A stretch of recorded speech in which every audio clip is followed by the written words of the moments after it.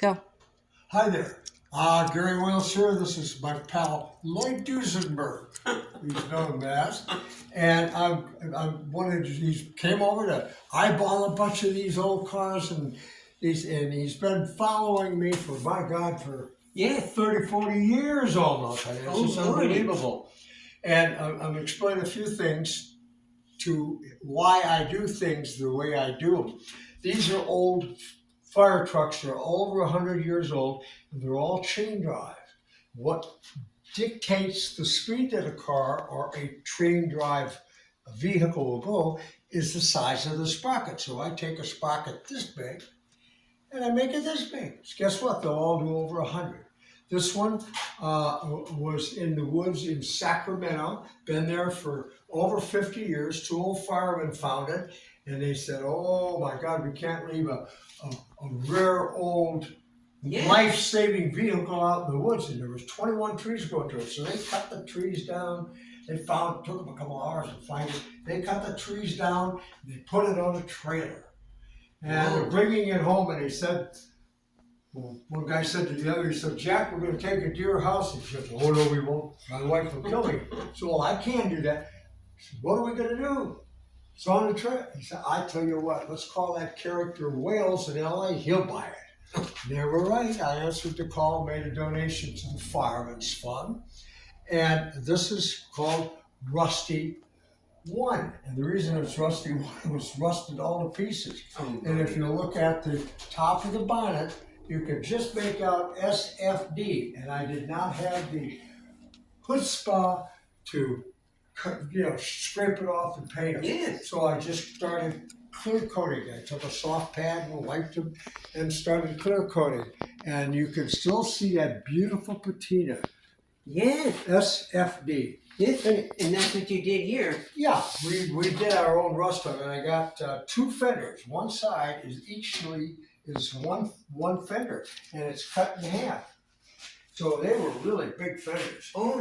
So I cut them in half, and I add that other part. So actually, these four fenders were only started off as two. Cut them in half, now you got four.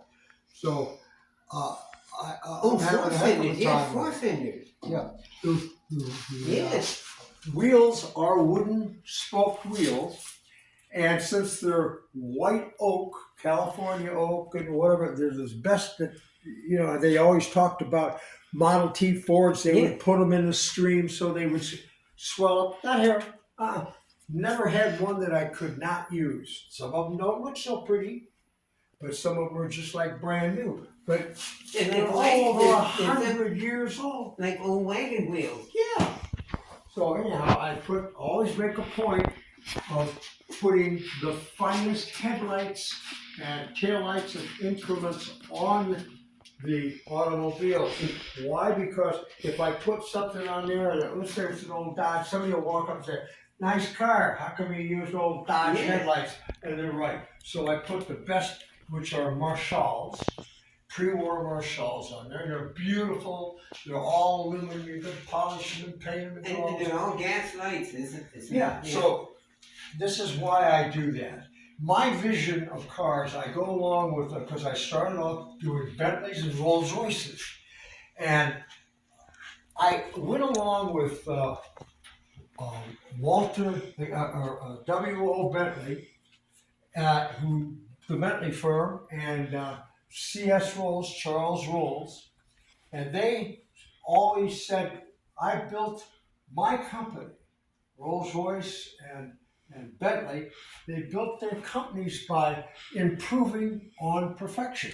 So if you see something and you think, that's pretty good, but I can make it better, and your idea is good, you do, and this is what I do.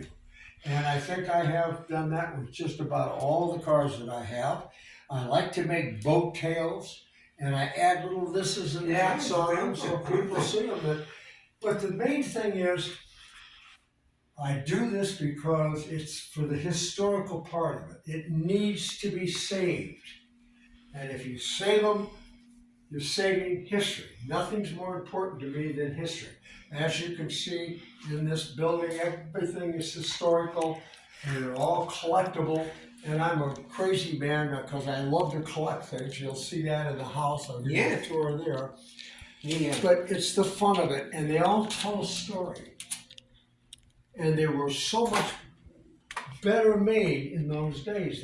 There was American pride in building cars. Look at what they were like in the 50s. They were big, heavy duty cars. And it's like a Harley Earl in 1938. He did the wide job, which is the black one, and it was the first enclosed basic fenders and body. And headlights and everything. Yeah. And the lights are automatic and they flip open, and it's just a wonderful thing. And I was fortunate enough to get the only copy of it in the world, and it's metal. Gentleman spent 4 years building it. He got almost to the end and died.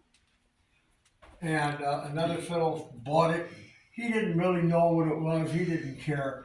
And I asked him what he wanted, and he says, I really want a couple of hot rods. I says, you bring that car over here. When he did, I came and I stuffed $25,000 cash in his pocket. And then I gave him a big check and drove him home in my old Nissan truck. And I ended up in that car because hardly anyone can say no to a big handful of cash and then a check. Yes. So that's how I acquire these things. I have fun with it. And I'm always buying and looking for unusual pieces that can go on a car.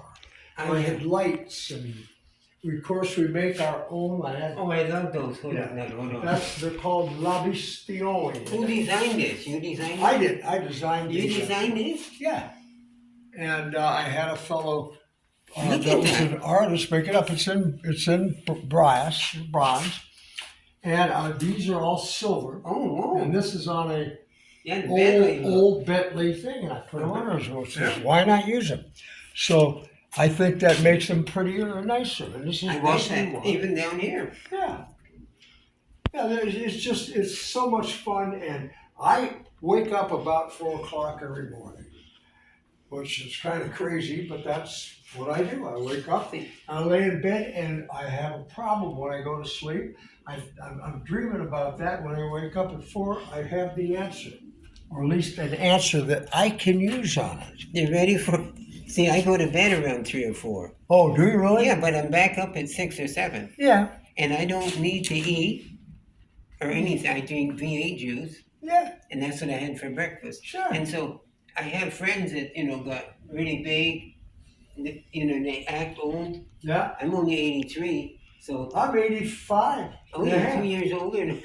Yeah, I'm older than you. Yeah, and you act alive because you smile and the whole world will smile at you. Yeah. So I have Mickey Mouses around and they come in, they sit and they smile. Yeah. I said, you gotta smile. Isn't it important? And if you don't feel good, when I don't feel good, I'll put the boots on and I'll dance on the floor. I'm gonna, tap dance. You got to keep up. And I got cuckoo clocks. Yeah, you So do. when they go off, I said, I know I'm cuckoo.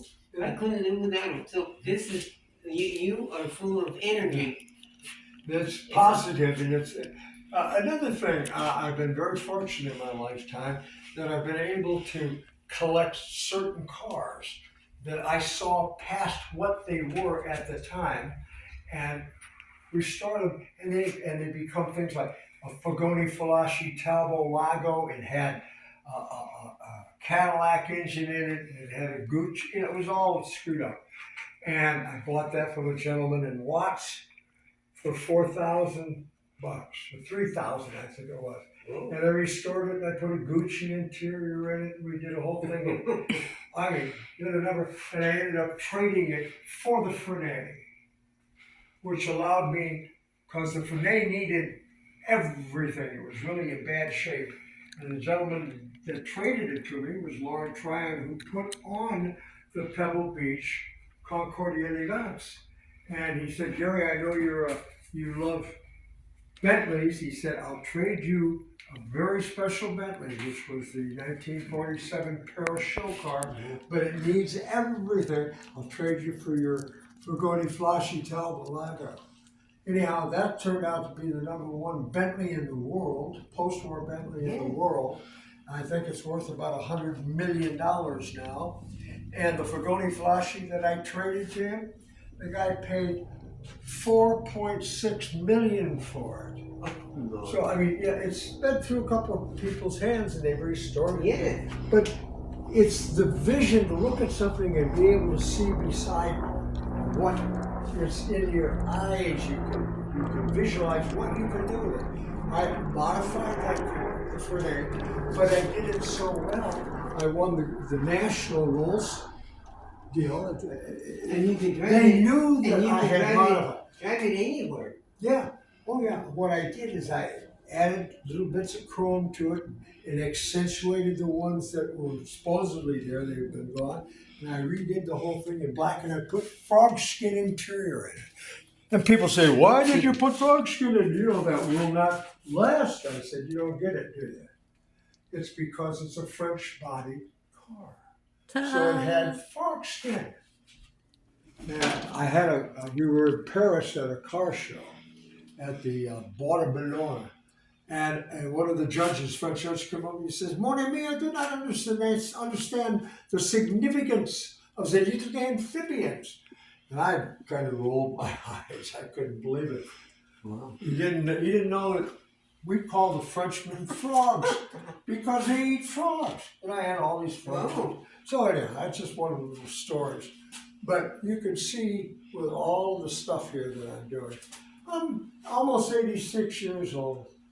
And I'm going to keep on beating that drum until I'm Yes. 100. I used to say to my wife, I said, if I die, I said, I hope it's under a car. Because when I'm under a car, I can see all the works.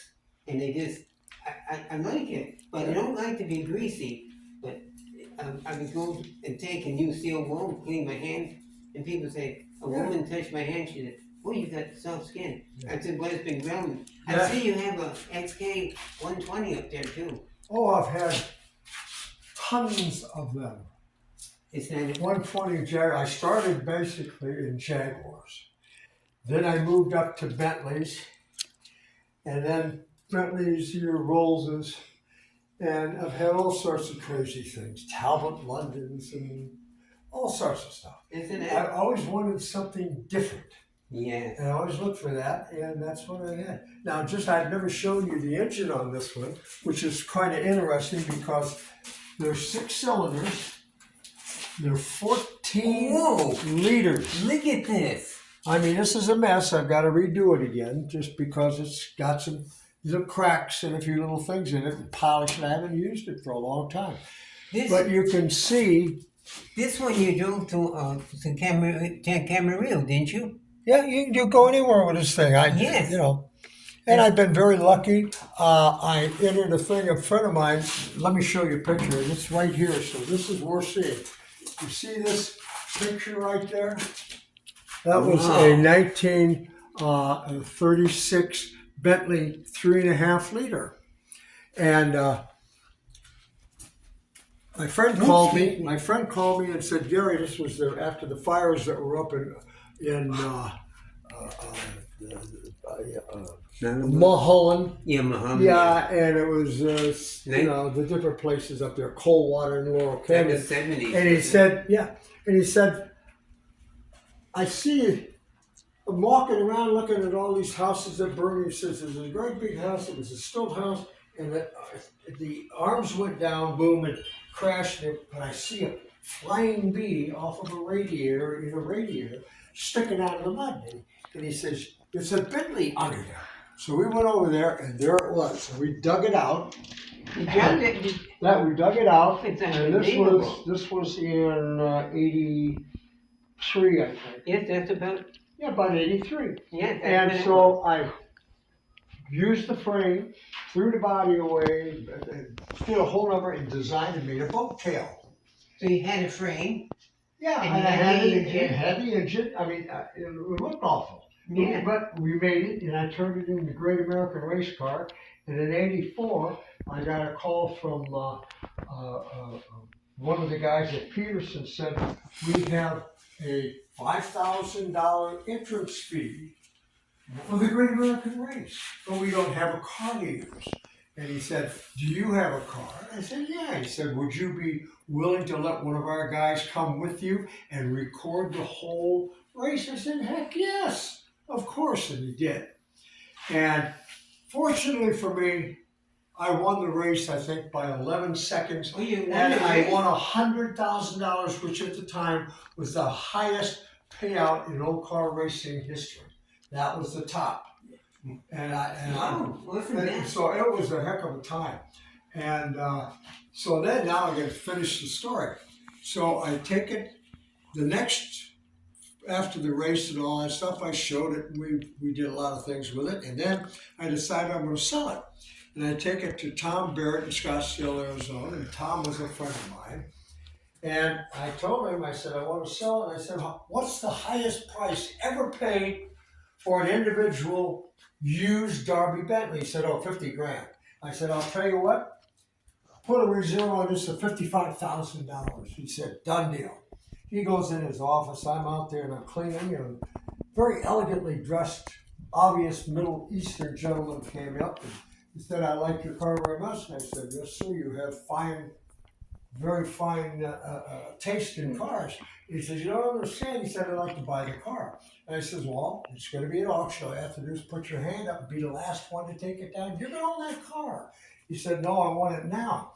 And I said, "Well, there's nothing I can do, but if you go into Mr. Barrett and talk to him in his office, see what happens." He said, "We'll do it." Comes out a few minutes later, and he's this small guy, about this height. And the Tom was a great big bear, and he's walking behind this little guy. And he says, "Barry," the guy's looking at me, and I'm looking at Tom right over his head. And Barrett's going, he said, "Would you take your reserve?" And I said, "Well, Mr. Barrett, yes, I will." Anyhow, I got $55,000 at the time, which was the highest price ever for a used old Derby Bentley. So I asked the man, I said, "You know, I have the book and everything with it from winning this great American race. Would you like that?" And he said, "Yes, I would. I'll fly into LA and get it from you." So he comes in, my wife comes home from work, and I'm in the kitchen with this gentleman. We're cutting salami and drinking wine. And she says, "Gary, can I talk to you for a few minutes?" I said, "Certainly." And I went in, she said, "Is that who I think it is?" I said, "Yes, it is." It was the Shah of Iran's brother-in-law. And I said, "Mr. Parviz," I said, "would you mind me if I asked you, why did you want this car?" She says, "Oh, it's not for me.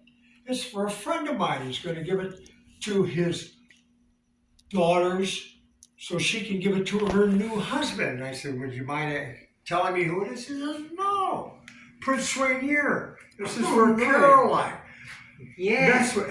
Anyhow, the poor guy, I guess, killed himself in a water ski accident. The car went down into the basement of the Grimaldi Palace, and there it is to this day in their private collection, the Rainier collection. I think it's still there. Yes, because I know when they attacked at Iran, Yeah. the soldiers went into a palace and get some special car. Yep. And So they anyhow, don't that know was. where it is. Mm-hmm. So that's where it is. So anyhow, these are some of the things that happen that I think if you think positive things happen. And I've always tried to think very positive because I see the beauty in most anything. And if I can improve it to make it a little better, I'm going to do so. So that's why I do that. And again, as I said, people ask why I always build boat tails. Well, how many boat tails do you see in a car show? Yes. One maybe if you're lucky. They made a Cadillac boat tail. Yeah. Somewhere in the 30s. All there is in that. But I think mine's prettier. And mine's so much bigger than all these other cars. And it's not only that. Are just awed by the size of them. And it's all detailed. I mean, it's individually, everywhere. That's the whole trick, is the detailing, the little bits and pieces. Hello, Rusty. That's our neighbor's cat. That's your neighbor's cat. And he comes over and visits. Are you a pretty good kitty? And just such a sweet cat. Are you a pretty good cat? Yes. And he's heavier than heck. He's a That's your feral neighbor's cat. cat's a nice cat. Was a feral cat, so he's out Hey, Rusty. around all the time. Lucky. And we feed him. I feed him every Well, week. We spend $15 for a special thing. He comes Yeah. over and eats it, Yeah. and then he goes to the sink and jumps up and waits for you to turn on the faucet.